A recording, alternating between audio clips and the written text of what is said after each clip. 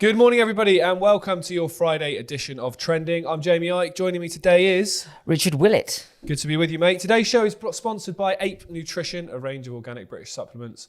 I can personally say I've used them for the last couple of years and have nothing but good things to say. So head over to apenutrition.co.uk and use the code Ickonic for 10%. Right, let's dive in, Rich. Where are we going first?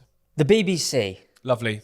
They're actually, ironically, just opposite us. They are literally just opposite us. I think they're spying on us, to be honest. I always They thought were there they first, were, to be yeah. fair. Well, yeah. Senior BBC editor. So he's the Middle East editor of Online.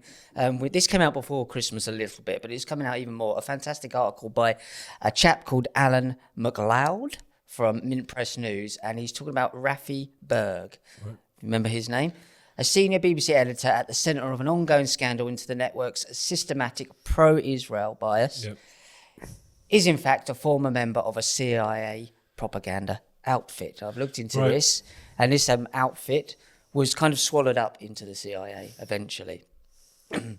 So Mint Press News can reveal Rafi Berg, an Englishman who heads the BBC's Middle East desk, formerly worked for the US State Department's Foreign Broadcast Information Service, a bit like the USIA and Tucker Carlson's dad, very similar, but later on, obviously. A unit, by his own admission, was a CIA front group. And not only that, he's also not just pro-Israel, but connected in with some Mossad agents who seem to help him write a couple of his books. Yep. BBC's Online. It's incredible, isn't it? It is incredible. And it's so blatant. It's so blatant. Well, that's why through all the years of, I remember back to the 2014 massive incursion into Gaza, we had mass protest, about 100,000 people in London. I remember being at one of the marches with Gareth. You had protests outside the Israeli embassy in London to the point that they actually evacuated the embassy. Yeah. Because the protest was that big in Kensington High Street. And every time the BBC coverage, it was either non-existent or it was painting people as anti-Semitic and far right. And pro-Hamas. Pro-Hamas, exactly. Why can't you sit in the middle and go, killing is wrong on all sides? Well, exactly. And because Hamas did what they did, although like we've said a few times, there's a lot of questions about how they were able to do such a thing when you got the most guarded border fence in the world, where former IDF officers have said, if a bumblebee went near the fence, we knew about it. Exactly. Yet all of a sudden, these hang gliders came over for hours with no response. Sorry, I don't buy that was an accident. Which was also pointed out in The Economist in 2013-14. 100%. It's just shown you that these things are... Yeah, 100%. And if you look at what that's done since, it's completely divided the alternative media, for one. It's completely divided, a large swathe of the population. And it's given Israel the exact excuse to do exactly what they've done following, which is just go in and take over. And Gaz, I think you yourself made a point yesterday that Netanyahu had said previously that we need Hamas in order to continue doing what we're doing, because if there is a genuinely peaceful, combined, united Palestine, then all of a sudden there's going to be a lot more international support. There's going to be a lot more sympathy towards the cause.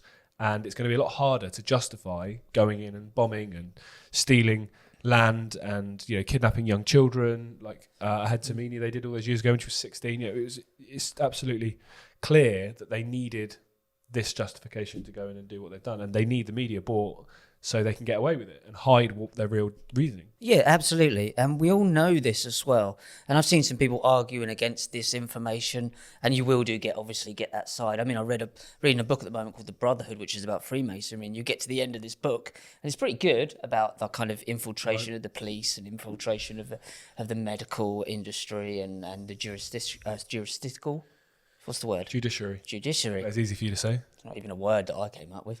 That bit. Yeah. And, but then you get to the end of the book and it's like, and then it's the Russians. Yeah, of course. It's the Russians invading using Freemasonry to invade the UK and the British. And it's like, well, you've got everything all the way good, and then at the end it's the Russians. Nothing about the fact that the Freemasons clearly have a understanding of Solomon's Temple, the Knights Templar, and the Middle East, and a clear Israeli connection there. So you see these propaganda things out. The book is 80% good, and then right at the end, it's 100% off on that way. And Russia, anyone that thinks Russia aren't involved in this whole thing with Israel as well is blind. Because look at what Russia have done during this. They've done nothing.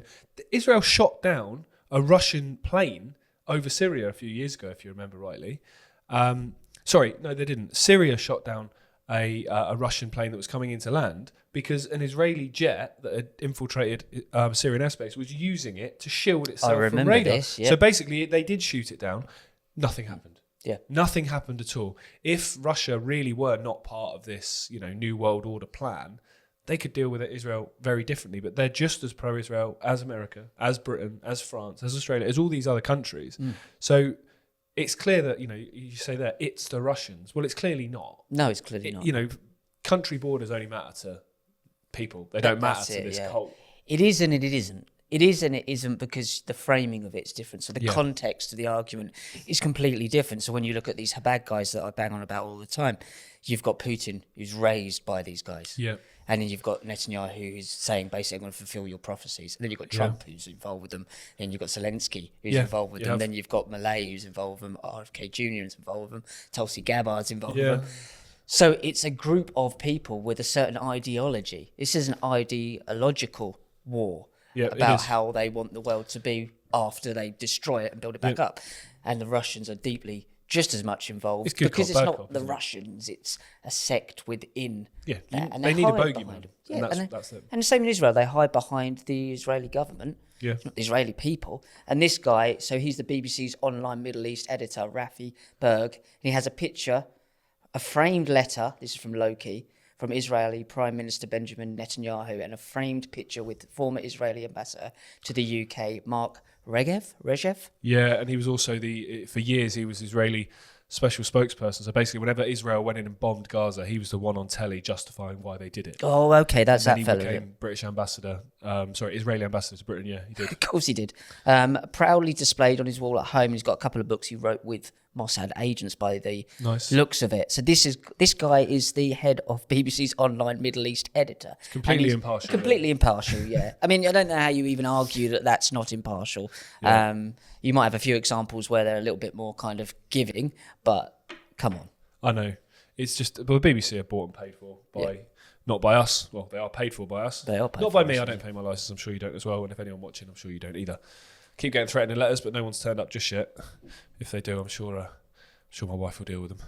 Right, we're going to move on to another story, which kind of connects, actually, because you mentioned there prophecies and biblical text and writing about what's happening now and how this was foreseen. And, I think to many people, even the most sort of normie thinker would have been shocked early on in this conflict after October 7th to have Netanyahu talking about prophecies, talking about biblical text. And basically, we're doing what we're doing now. We're allowed to because someone wrote it down. No one knows who, but someone wrote it down. And this story follows on from that. So right from October 7th and when they first went into Gaza, there was immediately the likes of us going, well, it's a land grab. They're after the land. They want the Palestinians off this land because they want it all, the Greater Israel Project and so on. And this is a story that's come out this morning. Israeli settlers in the West Bank, which officially West Bank is under the authority of the Palestinian Authority. They're not Hamas there. The people in the West Bank see Trump win as a chance to go further. On a clear day, the skyscrapers of Tel Aviv are visible from this hill in the occupied West Bank. And this is a quote from a resident of the West Bank. She's lived there for almost 40 years. I do feel different. I'm living in a place where my ancestors lived thousands of years ago. I don't live in occupied territory. We were promised this land. I live in biblical Judea and Samaria, a region of Israel where God promised the land to the Jews. Right? So, again, they're using prophecies, they're using what they see as a birthright based on biblical texts, which nobody knows who wrote, to justify kicking people off their land, the persecution of Palestinian farmers and so on. We've all seen videos of it in the West Bank. It's absolutely disgusting. They're arming Israeli settlers. The Israeli government do arm Israeli settlers. And basically, if you do anything to a Palestinian in the West Bank, you're basically going to get a slap on the wrist, if that, even for, crimes as brutal as murder, as kidnap and so on. I don't understand how, you go back to this guy here in the BBC. I don't understand how you can wake up in the morning, go to work and do a job like that and then sleep at night knowing this is going on and you are complicit within it. Yeah. And actually not just complicit, you're enabling it more by not reporting on it. It's because you've convinced yourself that you're doing God's work. Yeah. It has to be as simple as that. It's a cult. The video that I do this week on Reclassified, it's about how it's a blatant cult, how they break people down. So it's a cult. So they believe they're doing bad to get to the good, and they're both kind of equal in their kind of tone. So yeah, it's absolutely insane, and it's disgusting. They'll know deep down, like any child does, doing bad, the difference between good and bad. Yeah. You don't need that. You need to eat an apple from a tree to understand that. But they do have all these biblical things, and if they've done things in the past, they're trying to convince themselves that they were doing it for the right reasons, and for them they were. But once you're in a cult and you've done some bad things, you know, that's held against you as well. 100%. Freemasons, for God's sake. And it's this whole biblical prophecy it's insane. Completely But they're insane. dragging in all three Abrahamic religions. So then we come back to what's the grooming gangs in the UK, like we were talking about the other day, using that to clash the British and the Muslims and mutually destructive war. They want everyone at war with each other. This is everything. Like this whole end times prophecy is all the Abrahamic religions, is everything. And that's what they've been convinced that they're part of. It's my birthright. What a load of nonsense. Well, the thing is with a prophecy as well, a prophecy happens organically. Yes. A prophecy doesn't happen because you make it happen. That's not a prophecy. That's that's cause and effect. Yes, it is, that's yeah. you making certain decisions to bring about an outcome. Yeah. If you want this land and you want to rebuild Solomon's temple and you want to do all of this, well, you take over the land, you control it, you get rid of what's there, and you rebuild it. That's not a prophecy. No. That's not a miracle. That's not you've woken up in the morning and you couldn't walk yesterday and today you can and nothing's changed. That's a miracle, you know, or a prophecy if you like. This is just political decisions, and they're hiding behind this biblical text to, like you say, make it justifiable. You know, God wrote that we can do this, so therefore all the people we've killed don't really matter because God said we can do it, so it's fine. That I can't compute that. No, because it's mad, and you wouldn't do. But if you were brought up in that cult, you would be so convinced that your parents were right, your grandparents were right, and you look into the confusion of these things, like the Kabbalah, what they kind of go with, really. And there's 3 different versions of the Kabbalah, by the way. It's so convoluted, Yeah, it is. and so purposefully, I would say, confusing to these young people that they can make anything up as they go to the top, and they always feel like the real mystery's there. The real mystery's there. Them young guys that are digging tunnels are bad guys. Stuart Swirlow told me, and he is someone who actually contributes to her bad guys, that they were digging underneath there to find evidence that their rabbi or Rebbe, Schneerson, was going to come back and he was still alive. Jeez. That's why they were digging under there. They weren't trying to excavate it and make it even bigger. Obviously, those 5 kids didn't do it on their own. But No. that's where we are with it. These people are the people around these high-level politicians, and that's why They I are. bang on it so much, because it is incredibly important. These people believe this.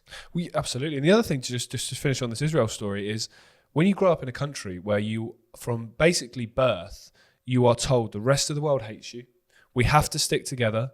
You're God's chosen people, and you know the rest. Everyone wants to kill you. And we've seen there's been documentaries on this, and you've seen reports and so on of things that are taught in schools to young Jewish people in Israel. Yep.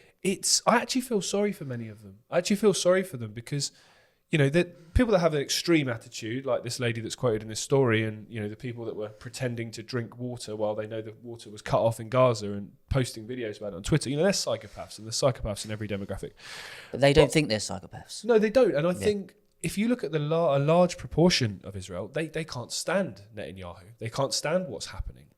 So the idea that this is something that is black and white, and, you know, this is an entirely Israel and every citizen believes this, they don't. They don't. No. It's an extreme, you know, clique within them. And the vast majority, I'd probably say the majority, don't believe any of this and actually have been brainwashed more than probably any other demographic anywhere in the world, because from day one, the rest of the world hates you. This is this is that, this is that. Yeah, they're jealous. And you know, if you grew up in that environment, that's obviously going to have an impact on your psychological attitude towards other people, towards yourself, and towards the rest of the world. And I actually feel sorry for many young people over there that have been brought up in this environment and that have had these insane lunatics running their country for, well, Netanyahu's been in charge for, what, 20 odd years? Yeah. You know, it's crazy. And people don't even realise that there's 2 kind of levels, types of being Jewish over there, and they get treated differently. And Ashkenazis get treated different from Yeah. the Sephardic Jews, and they do. Yeah. There's a hierarchy there. They don't even realise that. I mean, I've got a thing called from Enold Enthroff here that I used this week, and it's got 9 points of basically what amounts to a cult, and one of them is us against the world, oppositional, and exclusivity, the one truth, and legalism, spiritual rules and laws to work your way up. And you can just see perceived persecution. God, you're describing MAGA as well. It's quite basically well MAGA. No, it is exactly the same. And as you say, that's a cult. It's the same plays that they do. And it's perceived persecution is a big one. That's us against the world. We've got the right to defend ourselves when no one's attacking you at all. You can't go into, if I break into your house, I'm not defending myself. If I take your land, I'm not defending myself. No, exactly. You take my land and I stop you, that's defending. Yeah, if I score a goal in my end of the football pitch, I'm not defending myself. No, true. I'm literally on the other side. So it's just absurd. And I feel sorry for these young kids there as well, because that they're being dragged into this and they're cannon fodder for this cult. Yeah, you are. Like, you saw the planes landing just after the war started. It's not really a war, is it? It's a one-sided war. But you saw the planes landing back in Israel from people who are Israeli citizens that were living in other parts of the world that had come back to fight. Yep. You saw the cheers on the planes when they landed in Tel Aviv, ready to go and fight. You know, those people that think they're actually doing something good and they're fighting for the survival of their country, when the people that are telling them to come back and fight are actually fighting to destroy their country. Absolutely, and that comes back to the Kabbalah in terms of them returning the sparks to the Ein Sof, the monad. So it's that bringing that spark back, returning all of these. Jewish is a faith. Yeah, it's faith. Exactly. So returning all these Jewish people to the homeland is the returning of the spark to the one. It's all connected to the Solomon's Temple stuff. And if you can decipher some of the Kabbalah, like C.J. Books, Christopher John Burtis is fantastic at it. You can see that all of this brainwashing is to come back. It's a mission, and it's like it gives them purpose in life instead of just finding your own purpose in life. Yeah, I agree. Is there anyone, for people that are watching, Solomon's Temple stuff, that's quite deep down the rabbit hole? Yeah, it is, yeah. Is there anything you would advise, books, documentaries, that you would suggest for people that want to know more about the whole Solomon's Temple and the return of the king kind of philosophy and prophecy that's been written about? Yeah, absolutely. Christopher John Burtis is someone I've learned a lot from, and his book "Beware the World to Come." Okay, they we'll call put that it in the world. description. Yeah, they call it the world to come. So your new world order is their world to come, which is their 8,000th year. So you've got your Sabbath, which is your 7th, which why it was October the 7th, by the way. Yep. And that's their 7,000th year. Is their 1,000-year reign of living in their golden age. Right. And then there's 1,000 years. There's the year after that, and that's their world to come. That's their great reset. Okay, well, I'll put that in the description for you guys that want to dive a bit deeper in that. It's a really, really deep in the rabbit hole story, It is, yeah. but quite heavy for a Friday afternoon. So let's move on. What we're going to next? Well, more Rich? Israel, I'm afraid. Right. But is what it is. The news is what it is. House passes bill to sanction ICC. This is it's a circus, isn't it? I've seen this. So the US House passes bill to sanction ICC for arrest warrant against Benjamin Netanyahu. So they're all they're all sanctioning each other. How absurd! I know. So the US House voted for that. So now the ICC are getting tariffs against them and things banned. It is absurd. Well, America don't recognise the ICC, do they? In the same no, way. For exactly. people that don't know, the ICC is the International Criminal Court in The Hague in Holland. It's where they're supposedly meant to try war criminals. And it's funny because the United States don't recognise it. Wonder no why. United States politician or former political power has ever been tried there because they don't recognise it. It generally tends to be people they want to put away. So it's hilarious that they're sanctioning it now when a few of their former presidents should be stood there. A few former British prime ministers should be stood there as well. But this is just bullying, essentially, isn't it? To break it down to a simple sort of high school level, it's bullying. mockery of it all. Yeah. It's just a mockery. So the act would compel the president to enforce punishment. So this is Donald Trump, by the way, who is a Chabadnik. Go and check it out. So these guys with the Solomon's Temple stuff, he's one of them. Through Jared Kushner, his son-in-law. The act would compel the president to enforce punishments, including the revocation of visas against ICC officials pursuing Netanyahu and former Israeli defense governor Yoav Gallant, 66 years, over the conduct of Israel's war against Hamas. So we're not saying about the war against Hamas. It's the destruction of Palestinians. Yep. That's the issue, isn't it? And they reframe it every time. But they're all suing each other. It's absurd. It makes a mockery of the whole thing. It's a circus, Yeah, which is what it's designed to be. We've seen for the last few months, we've seen condemnation of what's going on in Israel. We've seen lip service in the House of Commons, and we've seen lip service from certain parts of the American political class of, we've got to release the hostages, we've got to protect kids, we've got to do this, but they don't actually do anything. It's lip service because they know there is a massive, sympathy among people towards the Palestinian cause, which, nobody wants to go on Twitter on a daily basis and see kids with no limbs, see houses bombed to smithereens where whole families have been killed. I don't see anything that justifies that. No, there isn't. No, there isn't anything that justifies that. And the fact that this is happening on a daily, weekly, monthly basis and has been now for the best part of 18 months goes to show that when these politicians talk about we need to do something, we need to do this, we need to stop this, we need to stop that, they don't mean it. On two sides, there's still hostages, supposedly, in Gaza, Israeli citizens. Well, they don't seem to care about getting them out, do they, Israel? They just seem to care about... No, because they need them in there. Yeah, they do need them in there. Yeah. Exactly why they need them in there. And, all these attacks continue. They continue, and nothing is done about it. So, this is just more propaganda. It's more delay. It's more complete BS. It is to occupy the mind reason why nothing's and not solve the problem done about it, because they're all, when you look at everything, and it's like that book I was talking about, the Brotherhood, last night. Great information about the Freemasons. Oh, it's the Russians. I mean, to be fair, that was 1981, so it's an older book. But now it's clearly, you can see who's behind it. And I'm not talking about the Israeli people, obviously. We're talking about not even so much the government. There's this sabotaging cult within that goes in. But also, you can't get away from Elon Musk being there with Ben Shapiro. You can't get away from Donald Trump being at the Schneerson's grave and putting a prayer in that he'd win the presidency again. Yeah. You can't get away from the fact that he was the 47th and 45th president, which is 9/11. You can't get away from the fact, and they do this gematria stuff. Oh, they love their symbolism. They love all the symbolism. You can't get away from the fact that Jared Kushner's involved. Yeah. This is so blatantly obvious that they know the cat's out the bag now. It's just that the general public can't quite get their head around it. It takes a long time to understand. Well, it's because it's so... Firstly, it's so dark. It is for dark, one. yeah. It's such a dark thing to even consider. And it's so, deep in the sense of how long these things have been prophesized, how long this agenda has been working. These guys don't work in 5 minutes. No. COVID wasn't planned in 2019. It was planned decades and decades ago and then just rolled out at the start of 2020. What we're seeing now that has been justified by October 7th and October 7th itself wasn't decided the day before. These things were planned well in advance, and they want the right people in their positions when they go for the end game. And I don't think that's why people that look at Trump and say, this guy's coming to save the day, firstly, look at his record, he's clearly not. But secondly, if you look at this whole Agenda 2030 thing, are you really telling me they're not going to have their guy in power in the 4 years leading up to that date? Of course they are. In the same way you've got the Labour government here with Starmer in the lead up to that period as well. So it's clear that all these things are lining up in place. They're about to have a new Prime Minister in Canada. I'm sure that again will be a cult-owned person. He's massively pro as well. They all are, mate. They all are. Well, that's it. What's the common denominator? End-level boss. It's they know the their end-level boss, political career's over if they don't.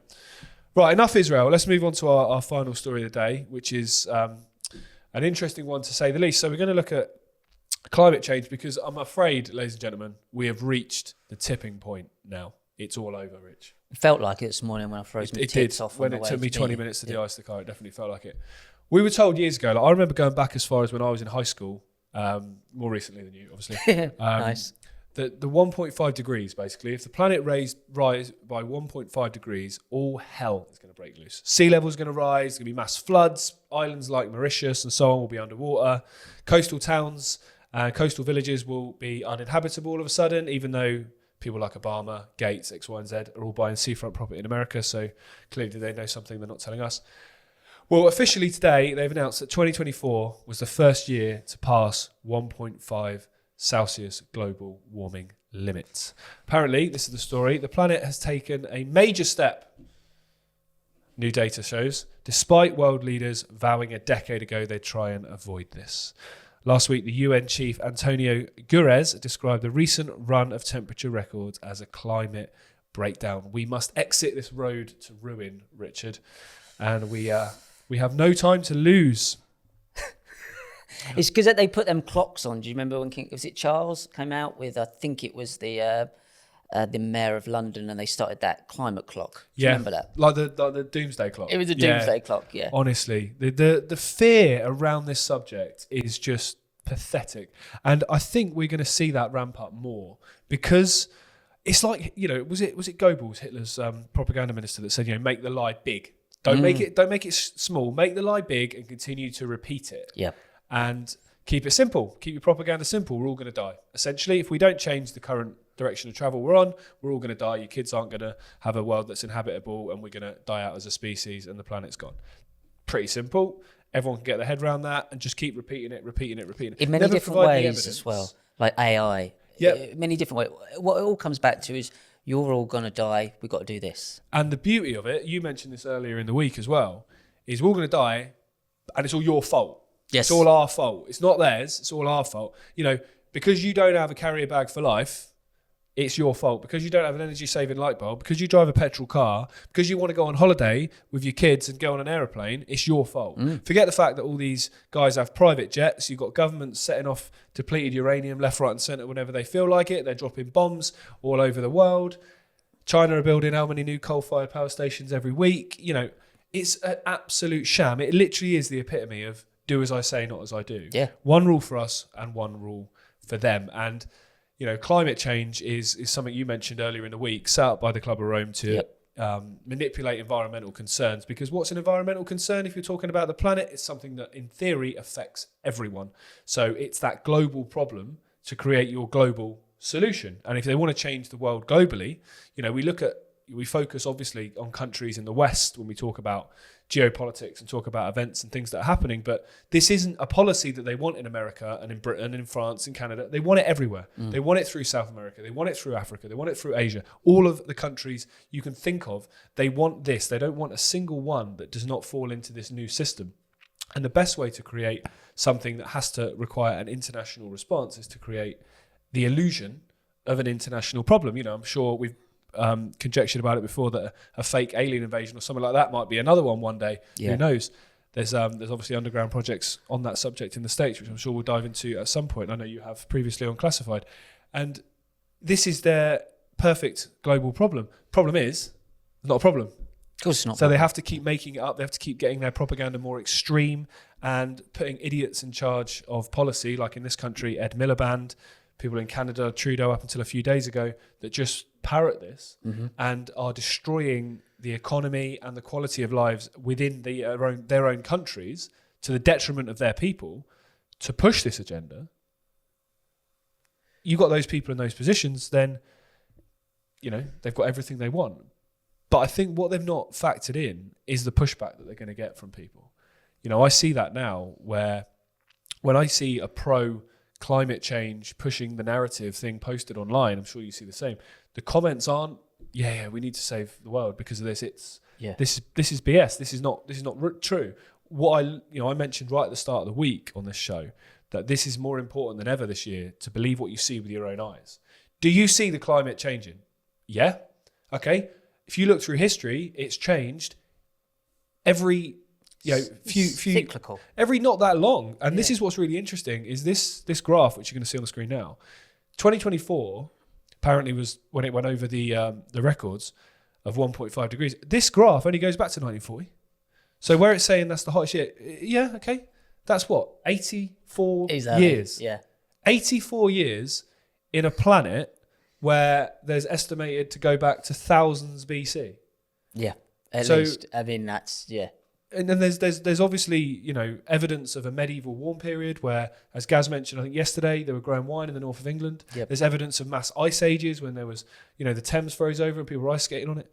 The planet's temperature has always changed. And I don't understand how you can justify ignoring that unless you just lie and don't tell people about what's gone previously. Medieval warm period, I think it was about 1500. What was responsible for the rise in temperature then?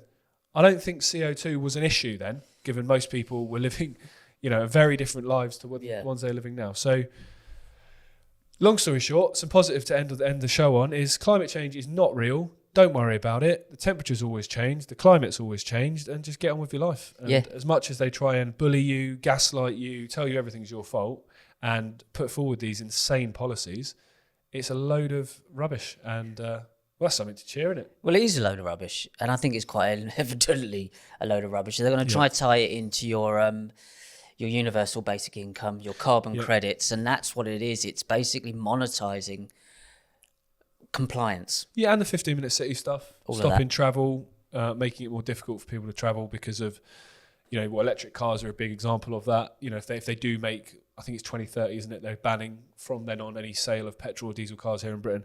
If they do that and they move everyone to electric cars, firstly, there's not the scope within the national grid to charge electric cars to the same level that we have diesel and petrol cars. So lots of people won't be able to have cars. Price, once they have that monopoly, they will explode on. At the moment, they're making it massively beneficial financially to buy electric cars. As soon as they've got the monopoly, they'll do the opposite of that. Air travel will be gone. So, your nice holiday away with the family will be gone. The ability to see other parts of the world and, broaden your mind will be gone, which is what they want. They don't want people traveling. They want people in their little 15-minute communities, reliant on public transport, things like that, things they can control. Yeah, it's the bricks thing. They're going to have just basically massive quarantine camps, basically. Well, on that lovely note. But it's not real, so don't forget that. It's not real. It's not real. None of it's real. Today's show was brought to you in association with Red Life Devices, Red Light Therapy. Head over to redlifedevices.com for more information and use the code Ickonic for 10% off everything. Thanks so much for joining us this week and your support of the show in its first week. Myself and Gareth will be back with you on Monday. Have a great weekend, everybody. Bye for now. See you later.